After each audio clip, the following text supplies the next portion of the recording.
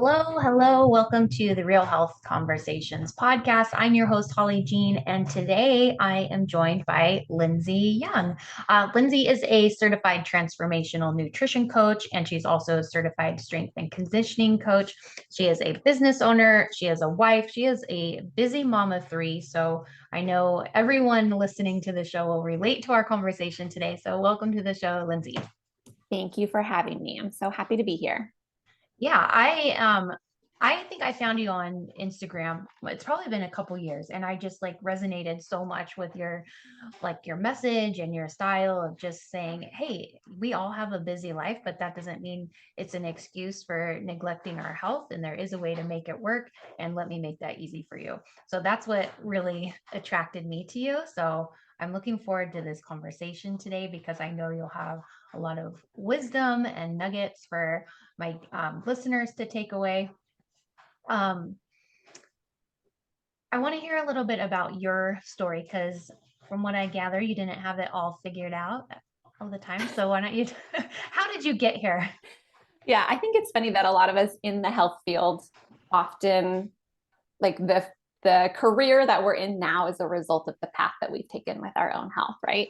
And I definitely did not grow up in a healthy home. I was very overweight when I was growing up and just dealt with a lot of issues. Like I was sick all the time. I think I was on antibiotics every single year as a child. And I grew up in a home with two working parents who were, in hindsight, I realized just doing the best that they could with the information they had, right? So it was a lot of fast food, a lot of snack wells, a lot of Schwann's frozen pizza. And I was pretty athletic. So I played a lot of sports, even though I was always the chubby one on the team. And I had an interest in continuing to be around athletics after high school. So even though I wasn't going to be the collegiate athlete, I decided to study sports medicine and pursue an athletic training major. So I know that when a lot of young ladies go off to college, they end up gaining the freshman 15. And I actually lost the freshman 20 because I discovered the on campus fitness center.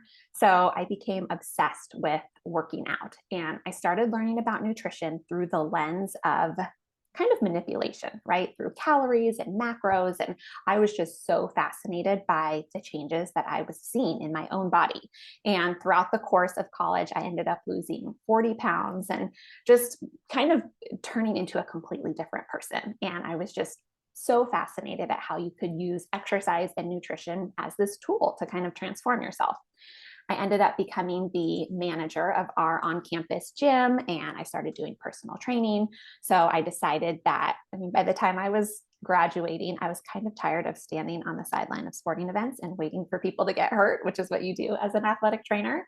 So I decided to also pursue my strength and conditioning specialist certification and kind of had this idea in my mind that I would become a personal trainer so that I would have the flexibility to go back to school and study nutrition.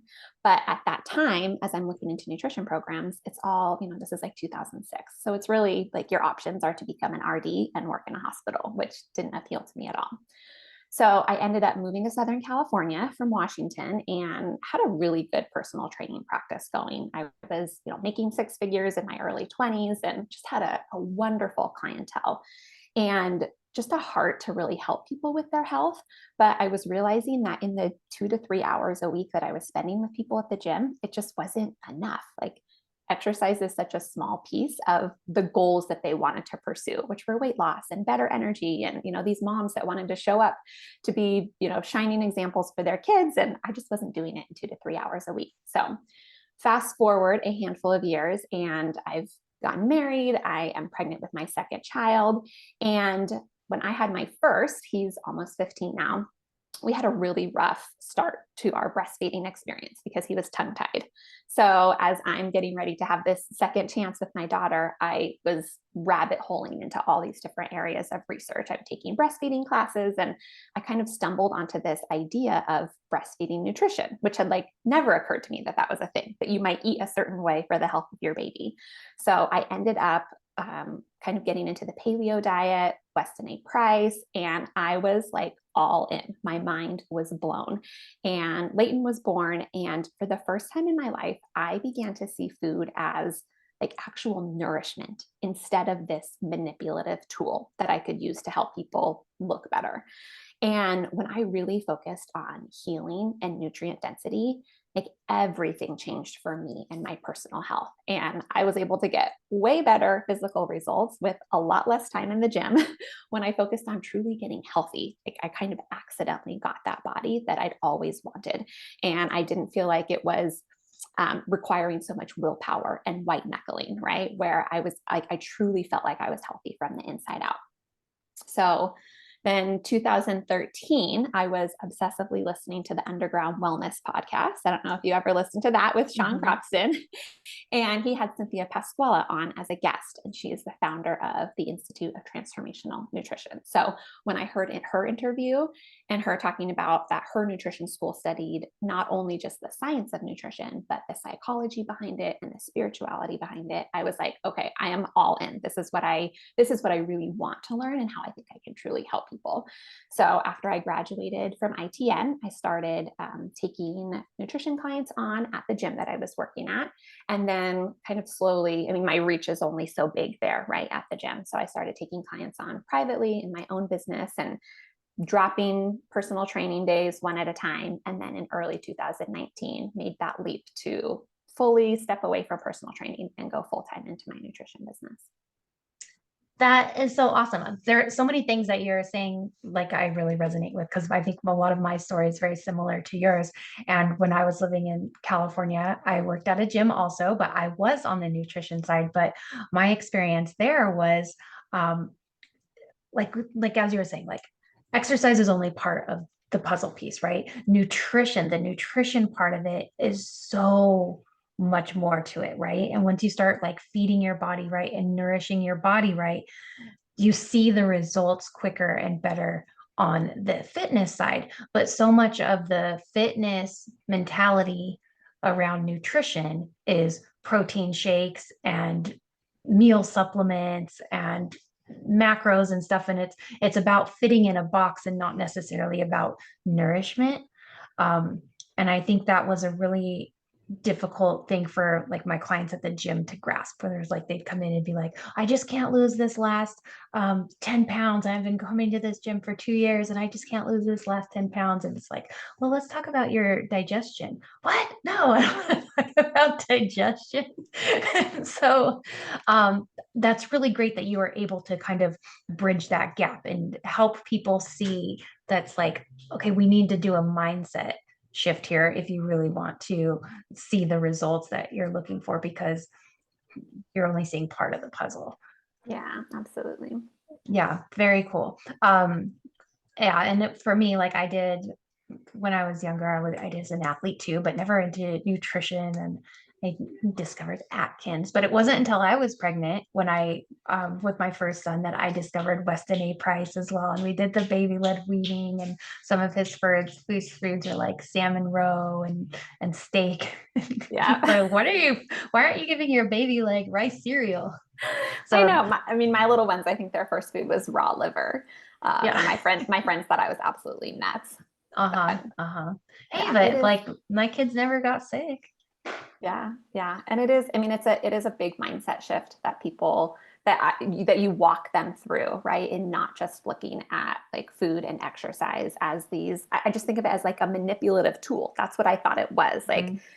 calories in, calories out. We're going to count everything. It's going to like it's this math problem that's going to result in something. And I think the true like health journey that I take people through now is such a more beautiful process.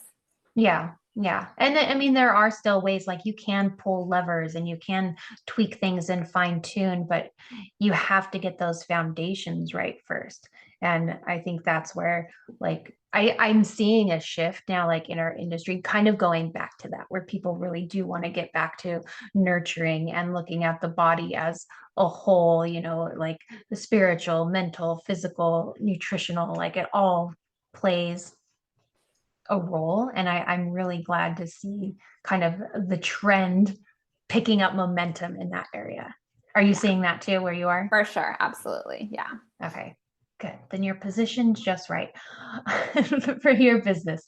I want to talk more about this. I have some questions I want to dive deeper into, but first I need to just do a shout out for our show sponsor before we get going. And this episode is sponsored by LifeWave. And if you are into natural health and supporting your body in the ways God has intended, then LifeWave is for you, because LifeWave combines homeopathy with light therapy. And their light therapy patches contain homeopathic materials, which are activated by your body heat that emit a harmonizing frequency. I know that sounds like a lot, but really it's just that each patch uses like the principles of acupressure to restore balance and energy flow. And the results are things like balancing hormones, reducing stress, reducing cravings, increasing your energy or endurance for workouts. You can even use one to repair organs and tissue with a patch that they have that's clinically proven to activate your body's own stem cell production. So all this is results in a natural way of promoting health without drugs or stimulants or chemicals, which if you're into natural health, that's really what matters. So to learn more or to order with maximum savings, just click on the light therapy link in the show notes or email me, Holly at Holly Jean Health, with the subject line light therapy. Okay, now let's get back to our episode with Lindsay and we will dive right in. Okay, Lindsay, so on your website, I have to read this because this was something that I just feel like everyone will resonate with, or at least my audience. You have, there is so much information about food and exercise circling about, and it's often conflicting or confusing. Perhaps you've tried a diet and failed, started an exercise routine and stopped, lost weight and then gained it back. And I can relate because I've done all those things. And I wanted to read this part because I think just about every client I've ever had kind of has the same thing. Or what I hear so often is there's just so much conflicting information. I'd be online and something says, oh, you have to do a plant-based diet. And then the very next article is, oh, you have to eat a carnivore diet, or plants are bad, and lectins are going to kill you. Like, it's so confusing. So, how do you help clear out some of the noise for people?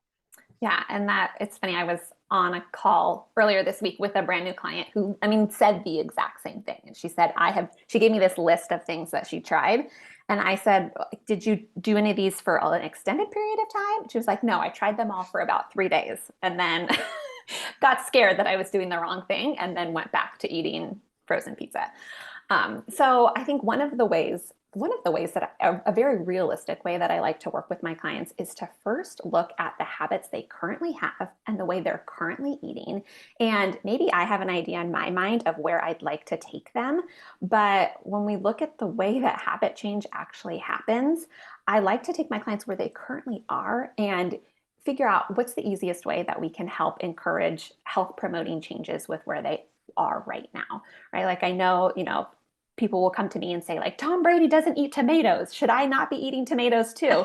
And I'm like, are you drinking water? Like, let's start with the basics, right? And perhaps lectins aren't for you, but we will never figure that out unless we get some of these basics covered and unless we work with where you currently are and just try to upgrade where you currently are.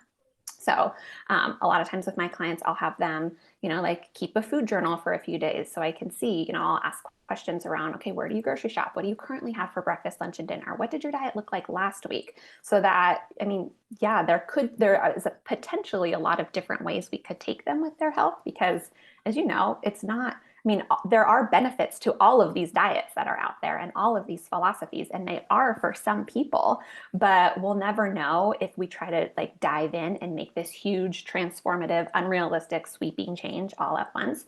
So I really like to take kind of a slow habit change approach with my clients. Yeah, and we have to meet them where they are. And I think there is so much information out there, and people are wondering, like you said, should I be eating tomatoes? I don't know. Should I be doing a cold plunge every morning? There's so many, everyone's on a different place of their health journey, right? So the people that are taking out tomatoes or the people that are doing the cold plunges every day, like you don't start there. So we need to find out, okay, where are you? And like you said, are you drinking water? And it's like, it doesn't have to be so complicated. You don't have to go right into biohacking to see big changes in your health. Because if we can just start by getting enough water and making sure all of our meals don't come from a drive-through or a package, like let's just reduce some of those. Let's try to get more sleep. Let's move our bodies, and that can start with walking. It doesn't mean you have to be doing HIIT 5 days a week, but it's just like starting with those basics and then tweaking from there. And so Yeah. I like, but I think the hardest part for people is because we think that we need to be doing all these things. So Mm-hmm. I know you work with busy moms, Mm-hmm. and you're a busy mom yourself. So I think I hear a lot, like it's overwhelming to try to do meal planning or to do meal prep. So how do you, and actually I get met with a lot of resistance, even just talking about meal planning, because it's like, I don't have time. And it's like, so how do you get past that barrier and help people transition from, I don't have time to, oh, I actually do have time and I can do this. Yeah, there's always a two-pronged approach for me. So, first is mindset, where we have to be addressing the way we're thinking about this. Because if your conversation in your mind is constantly around how much you hate it and how much you don't want to do it, I was talking with a client earlier this week who said, she said, I literally despise thinking and planning meals. It's the worst part of my week. And while I have a lot of suggestions for her and practical things that we can do, I told her, if you don't change the way you think about this, it will never be easy for you. It will never, like, this doesn't have to be the best part of your week, but I think you can come to a place where you make peace with this and you see the benefits of it and you realize that your own mindset is holding you back from something that could be a lot more enjoyable.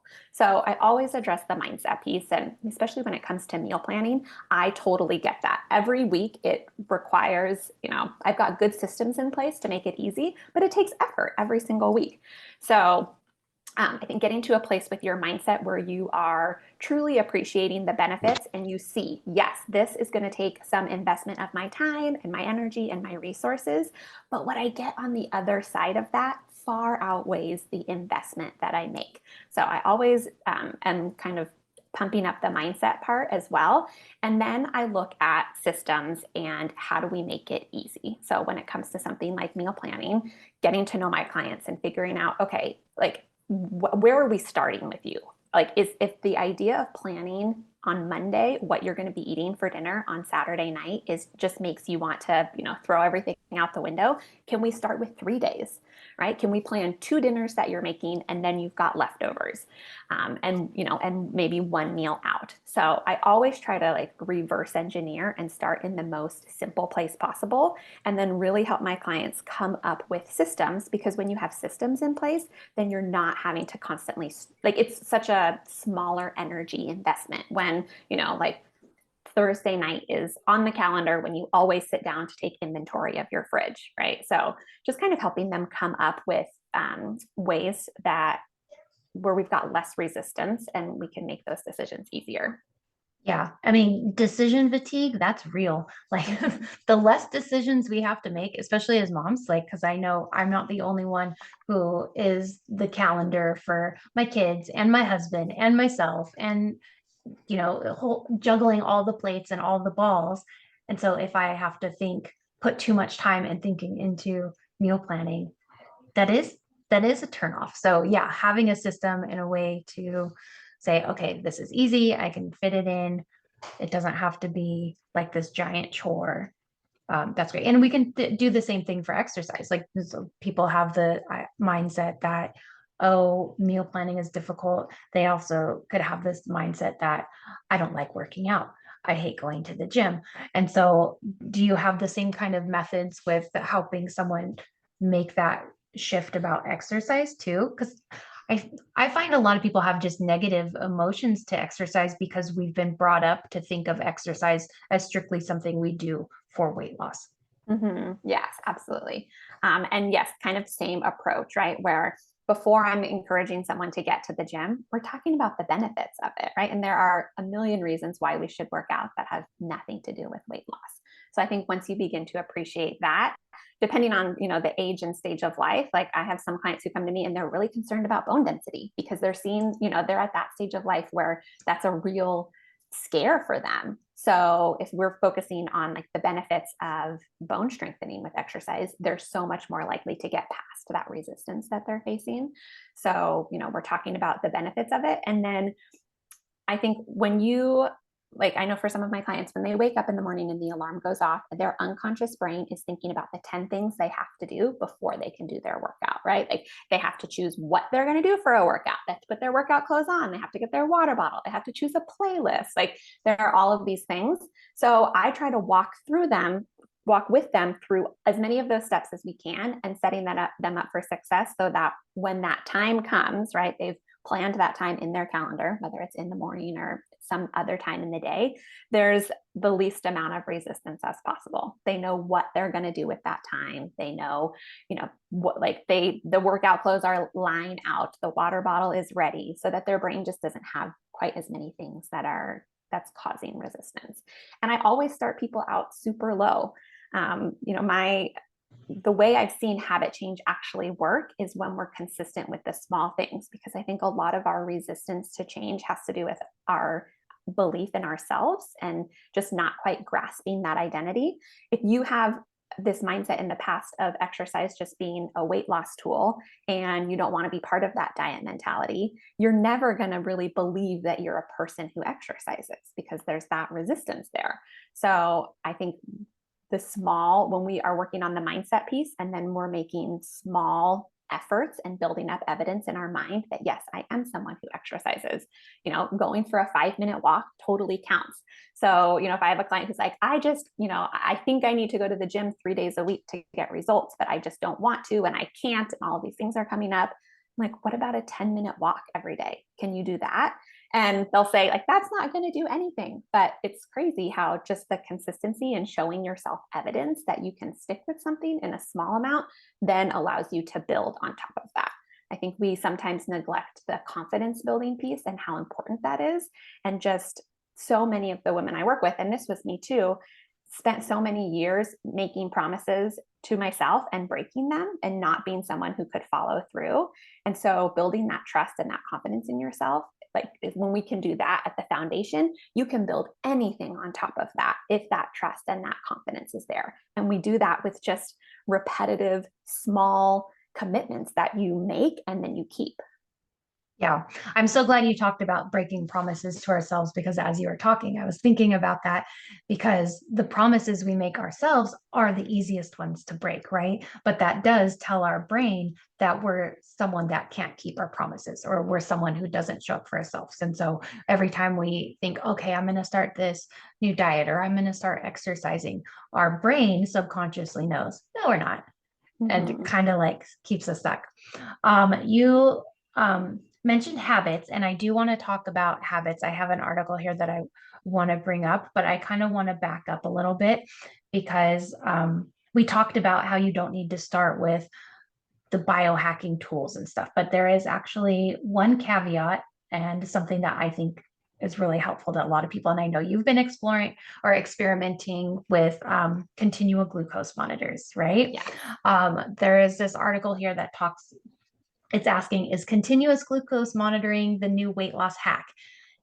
I think it's more than a hack. I really want to hear what you have to say about it. But for those listeners who may not be familiar with it, a CGM, or a continuous glucose monitor, it's this popular tech tool and it monitors your blood sugar in real time. So most people are familiar with, like, if you're diabetic, doing the finger prick thing, but this monitors your glucose in real time, and you can track it with an app on your phone or something.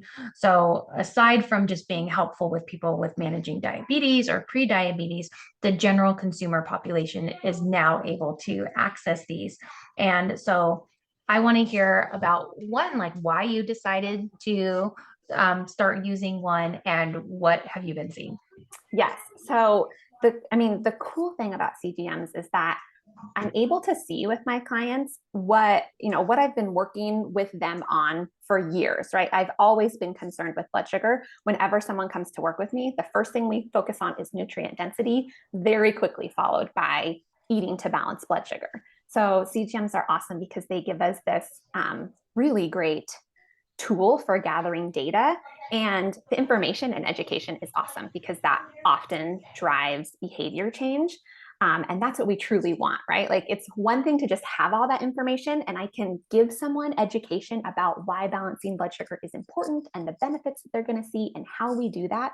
But there's just something so amazing about looking on your phone and actually seeing what's happening with your body in real time versus just something that's theoretically happening, right? I mean, you wake up in the morning, you know, like, okay, I just had, you know, a donut all by itself. That probably wasn't the best choice, but to actually be able to see on your phone, like, oh, now my blood sugar is doing this. And it's really crazy how it truly does drive behavior change.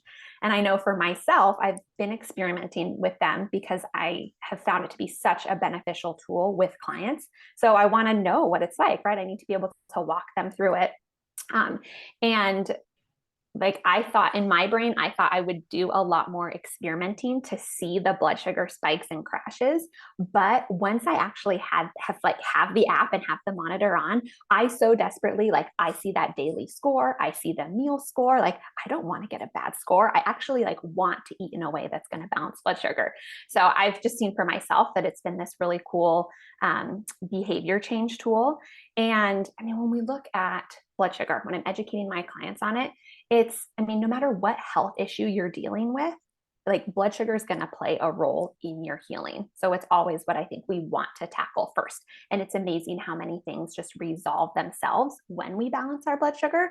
A client will come to me with this list of, you know, things that they would like to see improve with their health. And if we can create an environment for healing, often many of those just resolve themselves. And then we have a lot more clarity on, okay, maybe you do have these more complicated health issues, you know, parasites or mold, and that's not going to be my area of expertise to take you through that. But now we can refer you off to another practitioner, knowing that the blood sugar balance piece is taken care of. And that has just created an environment for healing in so many different ways. And just working with a lot of busy moms, the CGMs are great because you're not like you have to scan it every 8 hours in order to collect the data. So you can have a super busy day and maybe you're not inputting your meals that day. You're not scanning after every meal, but the data is still being collected. So it's just, when I think about simplicity and practicality, it's just been like the coolest biohacking tool that I've been able to use with clients. Yeah, and you know what? It is a biohacking tool, but it's something that gives you so much insight and so much data, like you said. And I think especially for people that are confused and wondering, what should I eat? What's best for me? There's really no way to answer that question without like keeping a detailed food mood log or something so you can kind of monitor it and figure it out for yourself. But to have that real-time data, that's going to answer all your questions. Should I be eating oatmeal for breakfast? I really like having my oatmeal for breakfast. Let's see what it's doing to my body. Because even though oatmeal is considered like a sugar bomb, that is something that we know will spike insulin, but maybe not everyone the same way. And maybe if you have your oatmeal with also some eggs or some other type of protein, maybe you don't actually have as big of a spike, but you're not going to know the answer to those questions unless you test the data. Yeah. So, And there are so many things that we know in theory. And I think that was eye opening for me wearing it myself. You know, I know things like taking a walk after meals. I know that, you know, always pairing my carbohydrates with healthy fats and protein is going to help. But to see it in real time and then to see some things that I've been told or read or studied don't impact blood sugar really impact my blood sugar.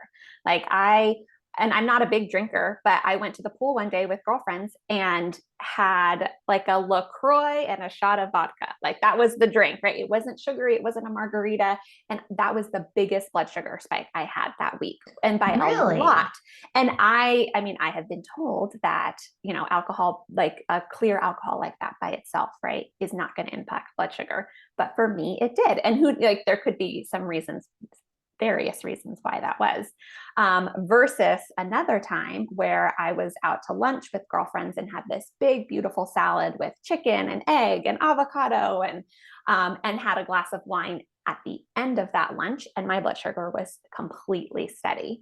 So, you know, just being able to see some of that real-time data and how things impact you individually, it's so empowering. And when I have clients that they're like, I just don't want to give up their one thing, right? Whatever that is, if we Hmm. can see, okay, well, if that's that one thing that you want to have, how can we kind of construct your lifestyle and the foods that you're eating it with so that it's not going to negatively impact blood sugar, which is really exciting for them. It is. And you know what? Like when I was in California working at the gym, I worked in Seal Beach. We're at the beach. Beach communities love to have their cocktails on the patio. And no, like no client ever wanted to give that away. And so to be able to find a way where, I mean, we do have to make lifestyle changes sometimes to meet the goals we want. But there are also things, if something's really important to you and a big part of your lifestyle, like us as coaches, like, and just as humans, we want to be able to fit those things in as well. You know, we don't want to just be like so bored and unhappy with our life, but yay, I'm healthy. You know, it's like it's gotta fit. And so I like that you brought that up, and that there are ways once you have the data to be like, okay, I don't have to give this up. I just have to tweak it a little bit, or I can modify it this way. And I wore a CGM for a while a couple years ago, and I really want to do it again just because I love having that data. So which one do you wear? So I've used Veri, VERI. Okay, that's the new one I've been wanting to try. Yes. And it's, in the research I did, I wanted to try one that I thought was also at a price point that would be that my clients could do, right? There aren't very many of my clients who are going to one that's thousands of dollars, right? So I thought that Right. that one had the price point was very reasonable, and also the usability of the app. Anyone could Okay. use it, and I think you don't have to be a nutrition coach to also understand the information that it's telling you. It's very user friendly in the feedback that it gives you and the education as well.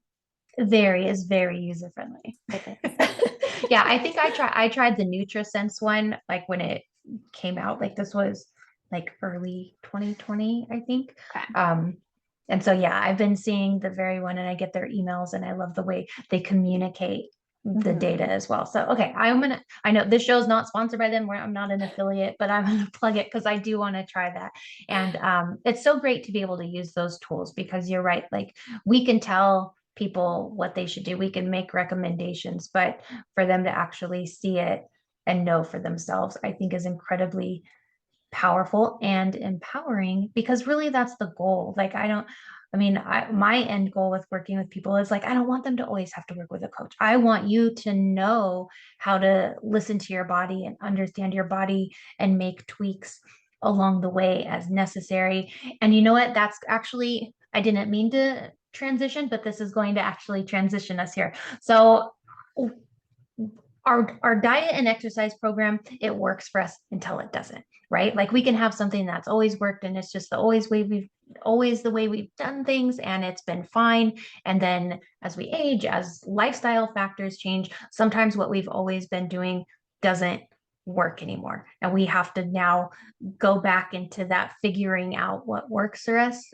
phase. And a lot of that has to do with habits and consistency and stuff. And so there's this other article that talks about understanding habits and how they work. And you've already touched on habits and consistency. This article says understanding habits and how they work can enable us to make the changes we want to make. People are a product of their positive and negative habits, and we all have hundreds of patterns that we rely on daily, from taking a shower to the route we walk to work, or how we tuck our kids in at night. If we have been so used to doing something a certain way for so long, and then realize that that's not working for us anymore, um, one, how do you help people identify the habits that maybe are not serving them and their goals? Mm-hmm. That's a great question. Especially, I think, working with busy moms, so much of what we do is on autopilot, right? Like that's how we survive.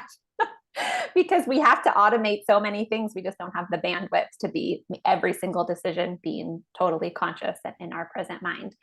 Um, so when I'm working with clients, we're looking at the goals that they have. We're looking at our current results are a lagging measure of our habits, right? And the quality of our lives often depends on the quality of our habits. So when they have these current results that they're no longer happy with and they want to change, I kind of help them unpack like what are the contributors to that. And that requires us to get out of autopilot, right? And to actually, like I have some clients that will they'll keep like a time log of where they're spending their time throughout the day, which is like such a powerful exercise to like have a sheet of paper that has every half hour of the day. And you actually start writing like, what am I doing with this time?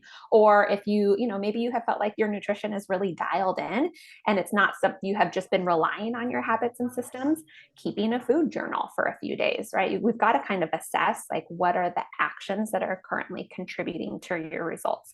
I might ask questions around like their sleep, right? Like, well, what time are you going to bed at night? What are you doing in the 2 hours before you go to sleep at night? So just asking a lot of questions and trying to get them to just be more conscious of the things that they're not really paying attention to. Because I'm totally guilty of that as well, right? Just kind of checking out and, being on autopilot. And then I think once we can kind of dial in and figure out, okay, what are the things that are contributing to our current results that we'd like to change? What are the biggest things? I think it's important to only work on like one or two at a time. I mean, we see this every January, right? Where people jump in and want to change everything about their life and nothing sticks. And I tell my clients all the time, like if you give yourself a year and you work on one habit a month, like over the course of a year, that's 12 things. I mean, that's a lot. That's your entire life changed. But it doesn't feel like a lot in the moment when you're just working on one thing consistently, right? So I think once they're really clear on like who this person is that they want to be, right? The changes they want to see, and they have identified that. And then we create this system for them to have those small wins. And I'm always trying to figure out like, okay, how can we just make, again, like back to kind of creating some evidence or just making a small contribution to that person that they would like to be. So, like a simple one, right? Like if they've realized like, oh my gosh, I'm not drinking enough water, right? Like we come up with those systems, right? Like we get you a water bottle that you actually really like. And like I had a client who was a musician, she was a singer, and she realized like with this job change that she wasn't getting enough water in because her water bottle was heavy and she had to like tip it back, and she was on stage all the time now. And so, just a little thing like getting her a water bottle with a straw. So it's very practical, like, okay, boom, like that habit is instantly easier to do because you have a water bottle that you can actually drink while you're on stage. So I'm always looking at how can we like James Clear talks about, how can we make it obvious? How can we make it attractive? How can we make it easy? How can we make it satisfying? Looking at ways to take those habits and just make them as seamless as possible.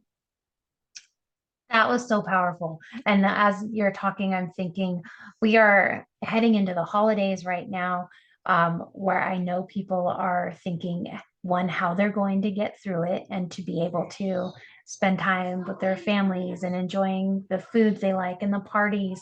But looming right behind the holidays is New Year's, when everyone's going to be making their New Year's resolutions and setting their habits. And I think what you just said about, instead of looking at, okay, January 1st, this is what I'm going to be, but being able to say, okay, I have 12 months ahead of me.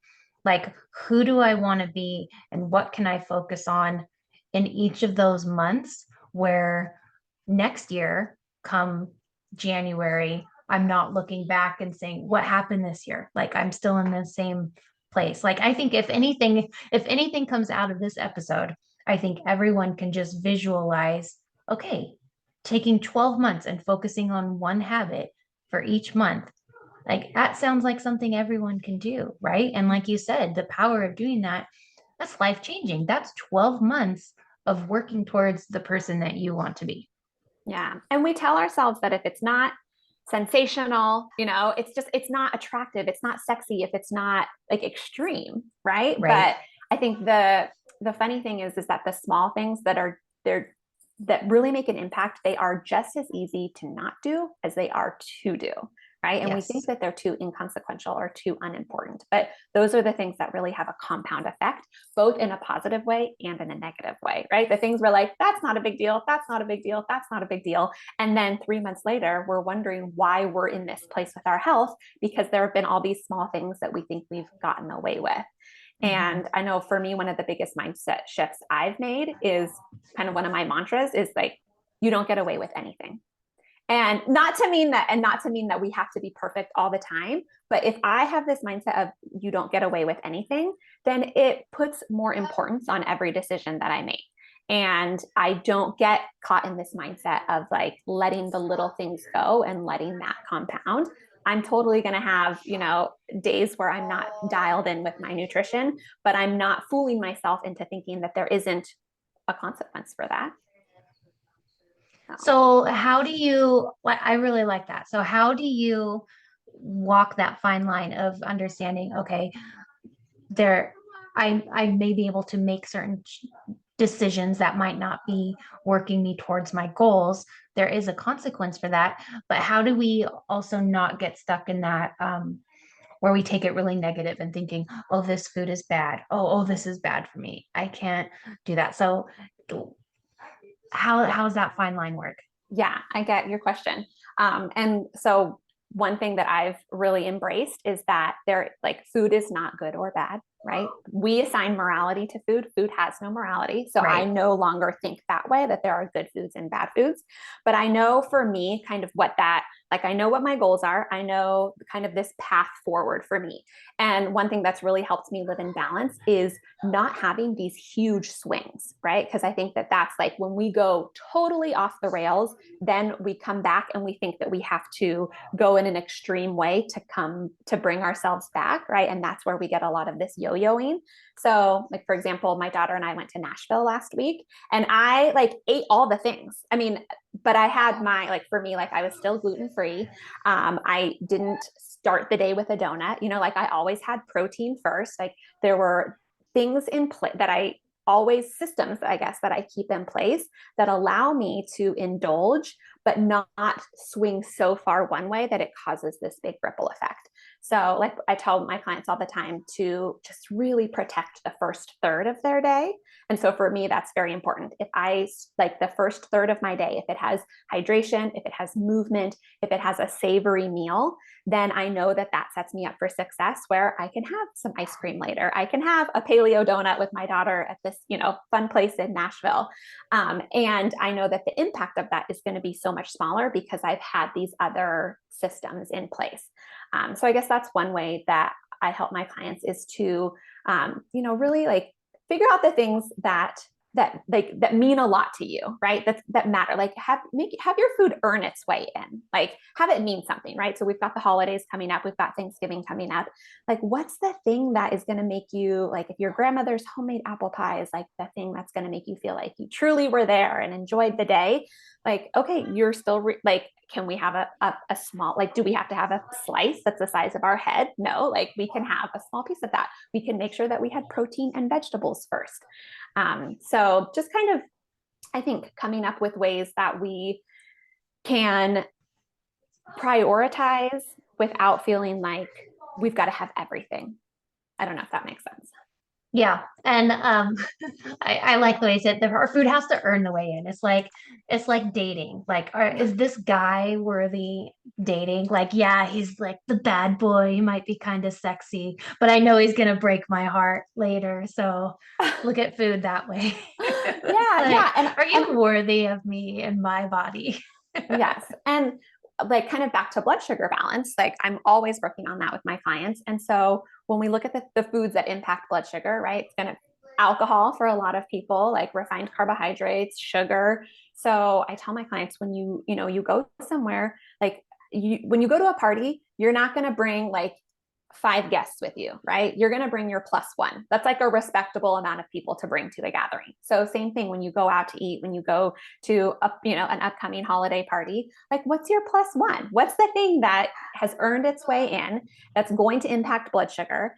and like choose the one. Don't choose the two, the three, the four, the five. Like you go out to the Mexican restaurant, you're not going to have the margarita and the chips and the rice and beans and the free churro after Oh, the you meal. just broke my heart. But what's the one? You know, I'm like, if that margarita, like if you're going to have like a beautiful taco salad and the margarita is the thing, like, okay, choose the plus one because your body can handle that, right? I think also appreciating that our bodies want to be in balance, our bodies want to be healthy, and we can create that environment. And your body can handle a plus one, right? Like you're gonna be fine. And then kind of back to the CGM, having that information of empowerment and knowing, okay, I had a blood sugar spike. Or even if you don't have a CGM, you know, like I went to a party and ate and drank all the things. If you have set yourself up for success the next day by knowing you're going to wake up in the morning and go for a walk, having a savory breakfast planned, right? Like that's not the day to wake up without a plan and end up, you know, going to Starbucks for breakfast to get a pastry and a sugary coffee, right? Like setting Right. yourself up on both sides so that you've got supportive going into the event and then you've got supportive afterwards.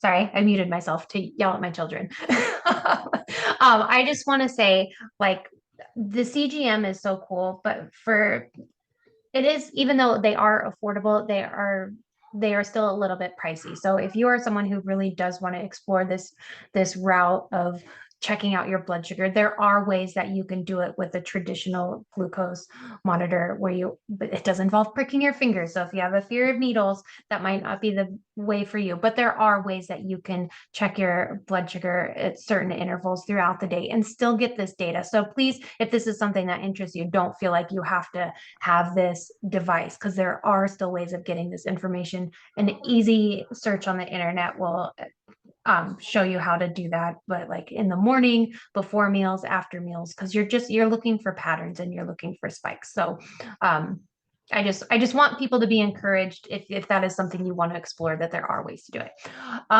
Okay, Lindsay, this has been awesome. Why don't you tell our listeners where they can find you? I want you to share about all the free freebies on your website, all the things.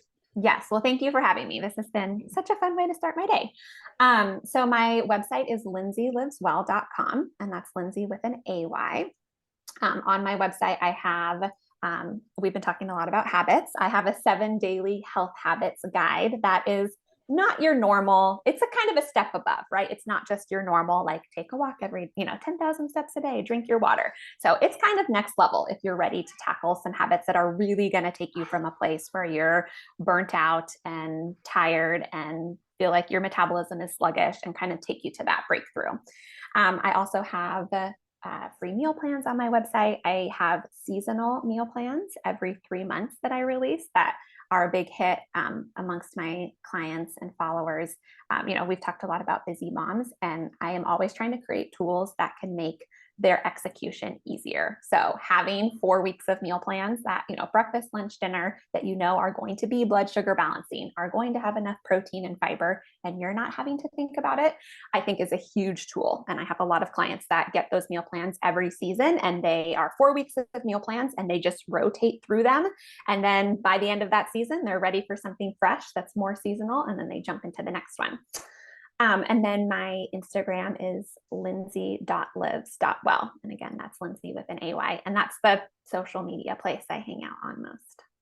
Right. I love it. I'm gonna have to get those meal plan guides because my oldest son, I feel like he's been on a hunger strike lately and then comes to tell me I'm just sick of all the food you make. Because we get in a rut. He wants new flavors, he wants new things. And so I'm gonna have to check that out so he can eat again. I can experience some new flavors. You So can revive my kitchen. So yes. thank you so much. I'm so glad you were able to come on today. It was fun talking to you. And if you found value in this episode, if you're listening and you're like, oh my gosh, this is great stuff, I have 10 mom friends that need to hear this, please share it. Also, don't forget to leave a review on Apple Podcasts because that's what really helps me continue to grow the show and book more awesome guests like this. So I appreciate that. Don't forget to share. That is the end of today's episode, and our theme music is created by Andrew Bowden, and production services are by Kevin Kennedy Spain of Disc of Light Media. Have a great week, everyone.